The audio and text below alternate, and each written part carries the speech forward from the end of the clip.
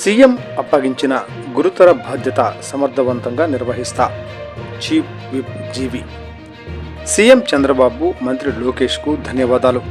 జీవి ఆంజనేయులు. ముఖ్యమంత్రి చంద్రబాబు చీఫ్ విప్గా తనకు అప్పగించిన గురుతర బాధ్యతను సమర్థవంతంగా నిర్వహించి చూపుతానని ప్రకటించారు.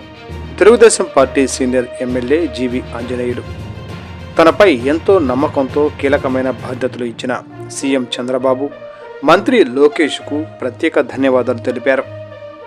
చీఫ్ విప్గా అసెంబ్లీ సజావుగా సాగేందుకు నా బాధ్యత నిర్వహిస్తానని, ఈ పదవి ద్వారా కష్టపడే వారికి తెలుగుదేశం పార్టీలో ఎప్పుడూ గుర్తింపు ఉంటుందని మరోసారి రుజువైందని సంతోషం వ్యక్తం చేశారు. మంగళవారం రాత్రి చీఫ్ విప్ నియామకంపై అధికారికంగా ప్రకటన వచ్చిన అనంతరం ఈ మేరకు మీడియాతో మాట్లాడారు జీవి ఆంజనేయులు.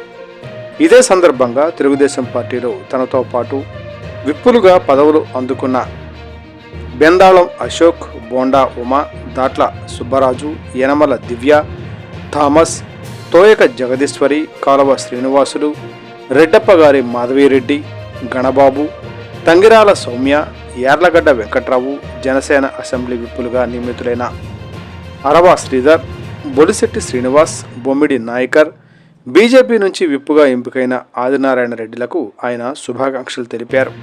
అలాగే శాసనమండలి చీఫ్ విప్పుగా నియమితులైన పంచుమర్తి అనురాధ, విప్పులు కంచర్ల శ్రీకాంత్, వేపాడ చిరంజీవి, జనసేన నుంచి విప్పుగా నియమితులైన హరిప్రసాద్కు అభినందనలు తెలిపారు. అందరం కలిసికట్టుగా సమన్వయం చేసుకుంటూ చట్టసభలో గౌరవం పెంచుతామని మాట ఇచ్చారు.